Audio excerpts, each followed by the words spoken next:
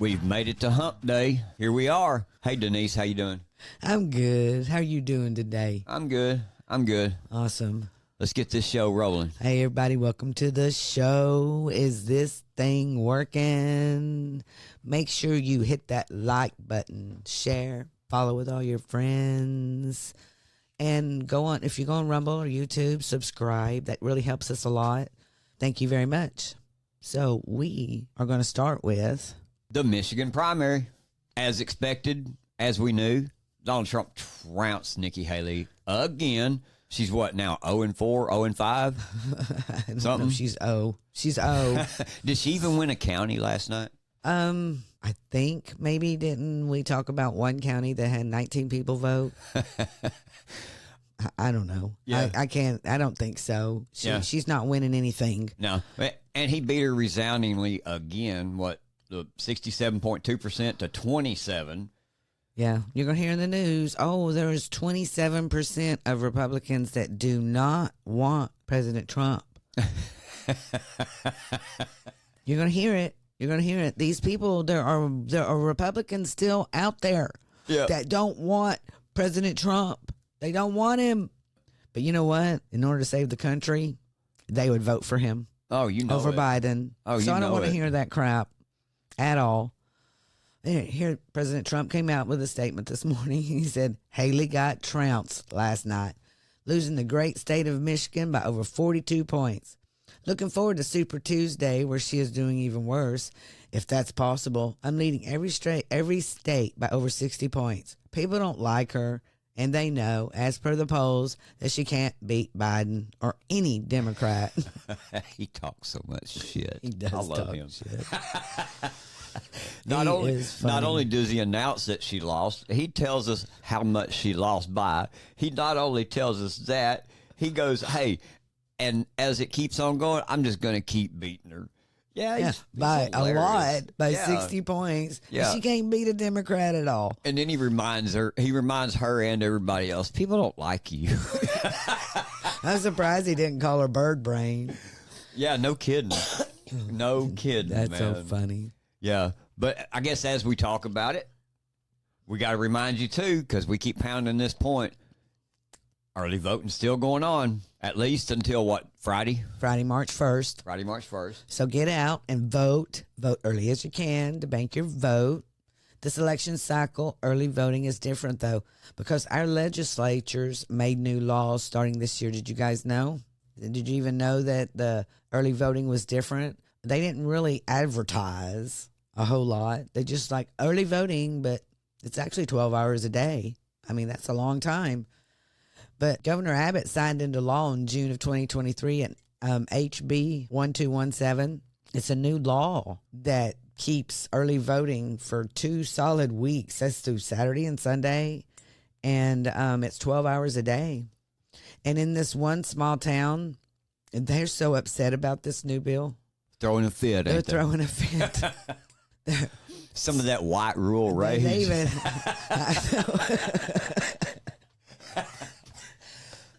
That's hilarious, James. Yep. That's funny. By the way, y'all listen to yesterday's show. That was hilarious, talking about all that, and it was all day long. But these poor people in Wood County election office.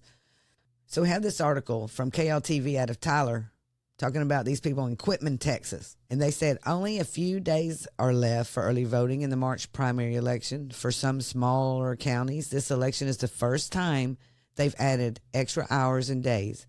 One of those locations is the Wood County Election Office, which is now extending its early voting hours. This is part of a new law, the one I just discussed, that makes counties with a population of 55,000 or less add extra days and hours. Now, why 55,000 or less? Does 55,000 and up already have this law? I don't know, and I was thinking that as you read that, yeah, it would make more sense for a bigger population to have more time, not the smaller counties. I know. Yeah, I don't you understand think. that.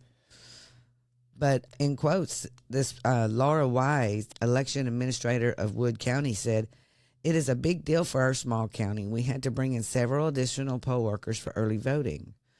And then they go on to say this location normally has 8 to 10 people working, but now they have more than 20 poll workers.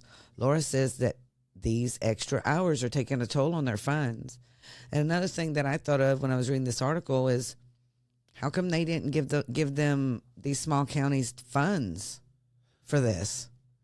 Why did they have to take on all this? What they're saying is they had funds for 8 to 10. Exactly. That was their budget. They should have given them a bigger budget, you would think. Yeah, but you know yourself, you're running on last year's budget. Yes. So that's why this election cycle, they're not going to have it. But then again, too, if you've got 8 to 10 people, then they now have 20.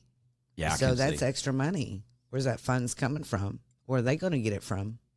Right. It was unfunded by the state. It's huge on our budget being a small county, she said. Besides extra costs, they're getting adjusted to being open on Sunday. People don't work around here on Sunday in the little rural counties. They do.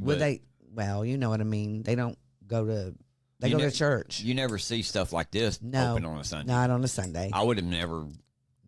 I never thought to go vote on Sunday, did you? No, because I always assumed they were closed. Yeah. But it goes on to say, it's just new to us. We've never done that before, said Laura. We did have concerned voters asking us, why are you open on Sunday? Well, they weren't too concerned if they showed up on Sunday to vote, I guess. On this last week of early voting, they must remain open for 12 hours, Monday through Saturday.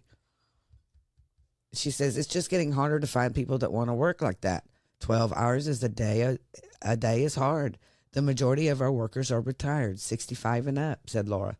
Poll workers are vital, and this is so true. Poll workers are vital for elections to take place. Brenda Hunter, a deputy clerk in this location, has been working in elections for decades. We do everything pertaining to voting.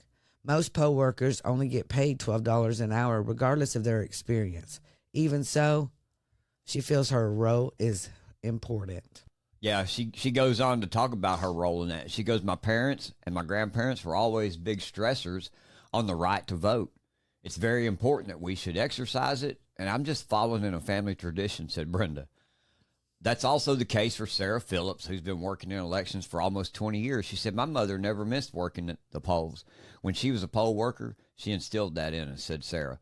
And then they go on to say, this little sentence right here, they had to put in there, this new law aims to give voters in rural areas more opportunities to vote.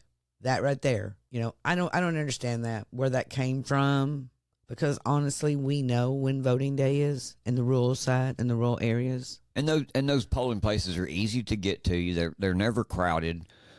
Yes. Especially in a they county. Make it sound like we have crowded. In a county of 55,000 or less, you could probably handle all your early voting in a couple of days. Yes.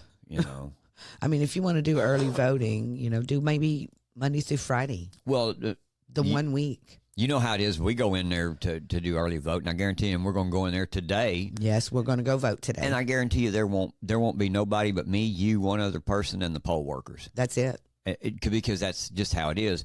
You've seen the numbers of early voting. Mm-hmm. There's 17 million registered voters, and as of last week, 3% voted. Yes. So that was it just a couple 100,000, maybe? I think it was 400,000. Okay. Yeah, about 469,000, I think is kind of what it was. Throughout the whole state, yeah. Yeah. Throughout the whole state. Republicans. That's just Republicans. So this is crazy. We're going to see if maybe Governor Abbott and our legislators will do something to help these people out. Well, let's see if their voter participation increases. Let's see if it does. Yeah. That would be very good to keep an eye on. And that is kind of a concern. I understand why they're doing it, because it is a concern for a lot of people. A lot of people might work till 5:30. And then you have people that are sick or, in wheelchairs that might need help. And it does get kind of hard on that one day. Well, then think about this. Think about this, too. In a rural area, you live outside the city, and in a county as small as 55,000, then I guarantee you, you're making a good commute, to go to work. So if you get off at 5:30 and the polls are closing, you can't go vote. I get that, man. That does give you an extra time to go vote. I understand that. Let's see, and like I said, maybe let's see if the participation numbers Go up. Yeah. If it did, then this is a good bill. It is, because it, gives people say, hey, oh yeah, it's voting. Let me go ahead and get that out of the way before Tuesday. And the problem that they're experiencing here, like I said, probably is because the fact that this year you're operating on last year's budget. So last year, if they didn't see this coming and they fixed their budget based on 8 to 10 poll workers, I can understand why they're struggling. I'm pretty sure it's more than one. One county? One county, yeah, I'm definitely. pretty sure. That I bet you prepared here where we're at. I bet you they're not prepared for it either. Probably we could actually ask them. Yeah. We're going to check into that and see how our county's doing. Yeah. And how our little town. Yep. But we're going to move on here to the Big Four. Had their meeting yesterday. We told you they were going to have a meeting. McConnell, Johnson, Schumer. And Jeffries. But they all met with Biden yesterday. And it seems that it got pretty heated.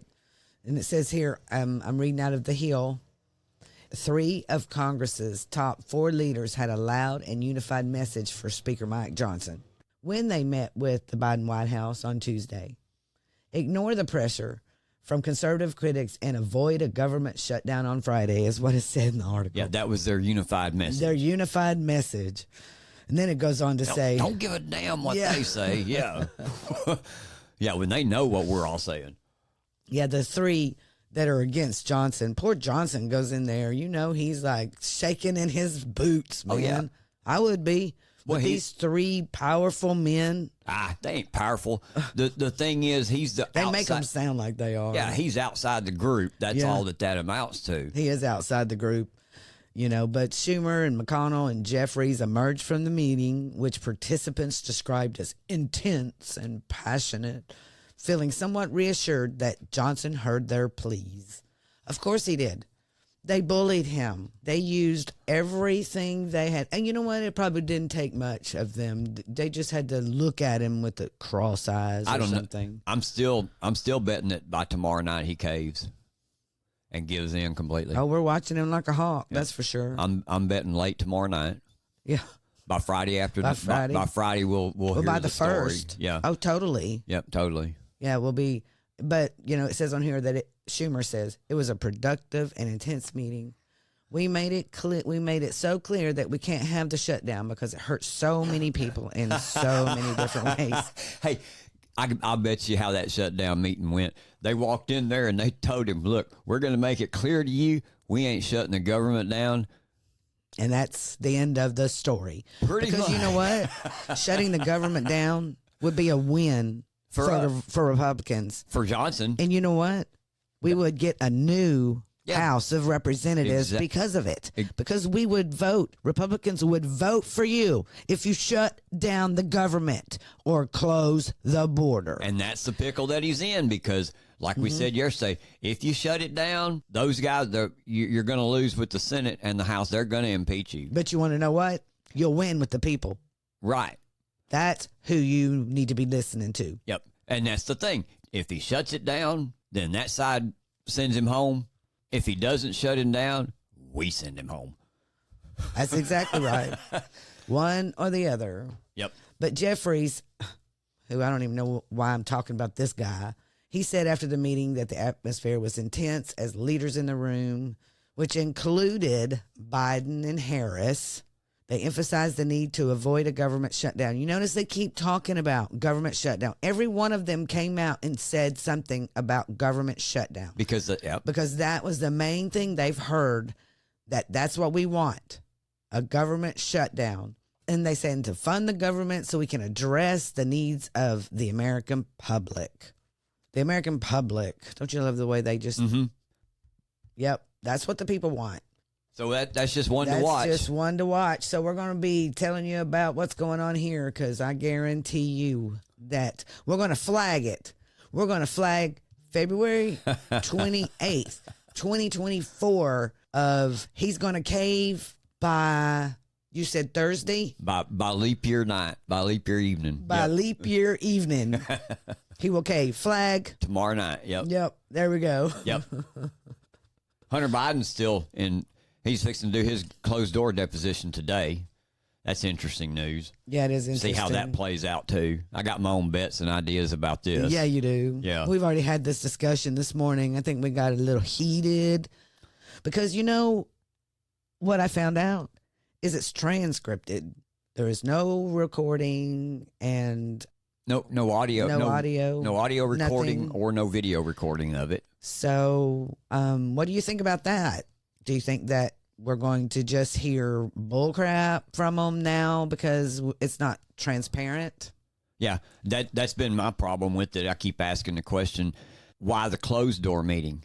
You know, to me, if you really want to show everybody that you're truly after what you're after in this, which is Hunter Biden being convicted of using Joe Biden to influence peddling, transparency would be the number one priority. Take him in front of everybody. Ask him these questions that you want to ask him in front of everybody. Let everybody see his response. I just don't. Well, I'm on the other side of that. Yeah. I think that the Democrats love show trials, and that's exactly what they do. And If they put him out there in front of everybody, the Democrats would make a show of it. They would just ignore everything that they're asking you. You know, don't, answer their questions. Right. And you did nothing wrong, right? You did nothing wrong the whole time. well, here's my stance with that too. Put him out there. Make it a show trial. Let them go ahead and make a circus out of it, because they did that with the J6 committee, and you see how that worked out for them. So let them bring him out here and make a show out of it. I just I'm don't think all Hunter for it, Biden man. needs to be out there like he's something special. He needs to be put like everybody else. There's many people that have been behind closed doors and they've done a transcripted interview. Many people, not just Hunter. So Hunter's thing was that it could get leaked and manipulated by them. yeah. That was his. And it can, but in my estimation, I think that the Democrats would leak and blame it on the Republicans, and it could be vice versa. I will say that the Republicans can do the same thing. They're not perfect, Yeah. by no means. Yeah. So it's all a show. It's all a game. Every bit of it. Yeah. So What's your money on nothing will ever happen to him? well, I'll tell you what, emails, witness testimony, and even photos show Joe Biden met with his son's associates from 2 Chinese government-linked business deals and others from Mexico, Kazakhstan, Russia, and Ukraine. There is evidence that Hunter Biden and Joe Biden are on the take from foreign governments. There is evidence, and they just don't like it. Many of these interactions occurred during Joe Biden's vice presidency when he oversaw U.S. foreign policy toward these countries. House Oversight Committee Chairman James Comer said ahead of Hunter's testimony Wednesday that the first son's deposition would not be the final step in the inquiry. The deposition is not the conclusion of the impeachment inquiry. There are more subpoenas and witness interviews to come. Okay, I'm going to stop you right there because Mr. Comer, I'm sorry, Representative Comer, you need to finish this up. Yeah, you've got the evidence. You've got all the evidence that you need. I just read it. If you had that much evidence against me, you'd throw me in jail for 500 years, man. Yes. So to me, they're just, how many more months do we have? 8 months? That's exactly correct. You watch this thing drag out until October, November. We'll probably be in World War III by that point. Yes, we will. Yeah. And then it'll be forgotten all about. Yep. And Hunter and Biden will be out of office because Biden is not going to win again. I guarantee you. Yep. If he does, it's because, anyway, we're not going to go there. Let's keep moving along because there are. Yeah, I could go way off the rails on that one. But we did have something. Yeah, the big fires are happening in the Panhandle of Texas right now due to the high winds that have been blowing through there, and then the change in the weather pattern. The fires got sparked, and when they did, they just spread. And they spread fast, and that's a bad situation for all the people that are in the Panhandle. Oh my gosh! There's 6 different wildfires burning, and they've identified them as being like on ranches and that kind of thing. These lands. There's the Magenta fire, 10% contained. It's already burned 2 2,000 acres. And it's over there by Amarillo. I think it's the nearest Yeah, one most to of the- Amarillo. Yeah, most of the fires There's 5 are of them in right Amarillo. in the Panhandle. Yeah, and they're northeast of Amarillo, Oh, east of it's sad. Amarillo, and then the So one, many and then the acres. one at Mills Creek, which is up closer toward Denison. Yeah, that's and on the that Texas area. Oklahoma border, and there's been, I read this morning that the Oklahoma fire people have been out there, fire department, I'm sorry, has been out there helping, trying to keep it contained. Yeah, But it's 0 contained actually, and it's 75 acres out there in Mills Creek. Then Yeah. there's Grapevine Creek, which is 30,000 acres. It's 60% contained. And that one is southeast of Pampa. And then 687 Reamer was 2,000 acres burned. 687 Reamer. Reamer. Ranch. Yeah. Yeah, that's a ranch, yes. 0 contained, 2,000 acres burned in Hutchinson County. Yeah. And the biggest one is Smokehouse Creek, and it's 0% contained right now, and it has burned in a massive 300,000 acres already. Burned near the town of Stinnett to the northeast of Lake Meredith in Hutchinson County, and it keeps spreading eastward. Man, over there in Hutchinson County, they're getting it bad. Yeah, and then there's already towns that the fire has completely blocked people off. People can't come in, they can't go out. Canadian Texas is one of those places. Yeah. Sarah Fields on X said wildfires have now completely surrounded the town of Canadian Texas. The roads have been blocked, and an unknown amount of residents are trapped within the city. Oh, my goodness. Yeah, it's a bad deal. It is so a bad everybody deal. just keep these people in your thoughts and prayers, and pray We for the will. first responders and the families, man. This is a bad And thing. rain. Pray for rain. Yeah, and they say that there's a snowfall predicted, I think, tomorrow. Yeah. But then after that, it turns right back warm again. The wind shifts and the storm moves on. And The wind's still going to be blowing, though. Mhm. They didn't It's say still gonna be anything about the blowing hard. wind dying down. So please say something, little prayers, send it up, and keep an eye out. We might have to be helping some fellow Texans here pretty quick. All right, we're going to move on to another part of Texas, a rock star. Okay, I'm going to call him a rock star. Honey over here thinks I have a crush, yeah, you're a fangirl. like I'm a fangirl of Ken Paxton, but that's only because he is a winner. He secured another huge win for Texas and the country.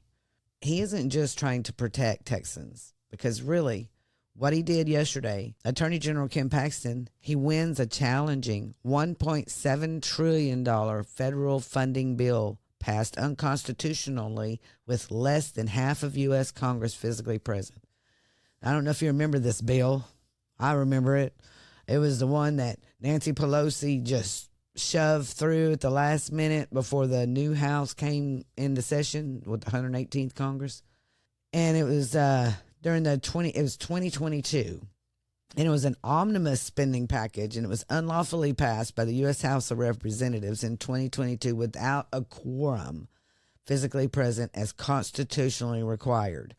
That means they have to have so many people there in their seats to vote, Yes. and they did not have it. They didn't meet the quorum, and then they abused the proxy voting. Yes, they abused it, and he caught them on it and won. So I wonder when we're going to get our money back. Never. Never. What's this going to do? I mean, that money went to Zelensky. NGOs, Yeah. Zelensky, the NGOs, the cartel. anybody, everybody that had their hand out. I should have been up there getting everybody- my hand out, get some of Yeah. that 1.7 trillion. But I'm not a cheat. like Everybody they but are. us gets that money. Right.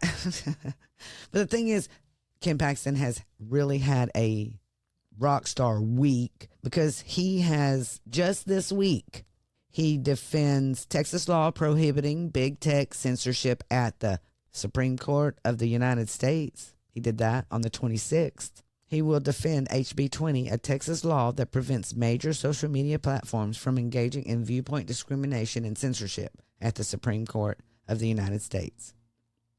So he did that on Tuesday, I think it was Tuesday. Yeah. And then Attorney General Ken Paxton also sues major pornography distributor for violating Texas age verification laws. I heard about this one. This is Pornhub. they're going against because they do not verify age. So he has filed a lawsuit against ILO Global Entertainment, a major pornography distribution company, for violating HB 1181, a Texas law that requires reasonable age verification measures to protect minors from being exposed to obscene materials.